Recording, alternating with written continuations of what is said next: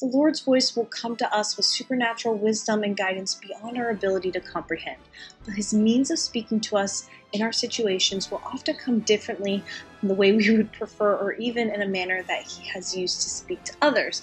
He will speak to us through his written word, but it won't directly say, move to Alaska in there anywhere. Even if there's a heat wave, it's still not going to say that. No. He will guide us into understanding his truth through his ministers, but they won't typically point to us in the middle of their sermon and say, the Lord wants y'all to get hitched.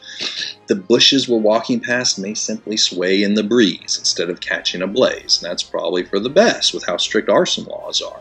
But if we're truly listening for his voice and praying with a willingness to hear what he has to say, instead of merely what we want to hear, he has a lot to say through these seemingly common means of communication, such as spending time in biblical study, listening to the voices of those ministers he's gifted with his word, and combining these with our prayer life as we diligently seek to find his voice in all of these common places that we often take for granted. There was a version of Mario's voice that everyone expected to hear in the Super Mario Brothers movie that didn't show up except in, a small cameo appearance. But that didn't end up having a negative impact on the movie at all. As a matter of fact, the voice acting faded into the background so sufficiently that within minutes it was simply the vehicle that was used to convey the actual story. Now sure, it wasn't the voice that everyone was expecting or demanding, but it turned out to be exactly what the movie needed. And in the ways that the Lord chooses to answer our prayers, his voice may come to us in a variety of different methods that lack the iconic design of his burning bush example or even a talking donkey.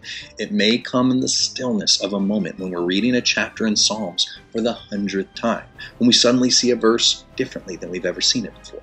It may arrive as a confirmation in our spirit while listening to a sermon, but it won't be the situation or the environment that makes his answer remarkable. It will be the very commonness of the circumstances that we are in that will make his direction the star of the story, rather than the means by which it arrived.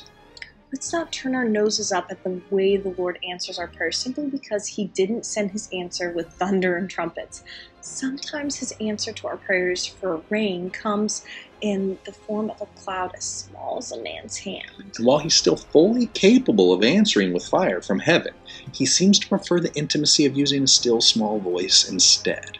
And just as the very lack of originality in Mario's voice ended up working just fine in the Super Mario Brothers movie to keep the focus on the story being told, the Lord may not write the answer to our prayers in clouds. He is actually speaking directly to our hearts through his Spirit to remind us of his teachings and guide us in a far better way than any bush, donkey, or walking stick ever could.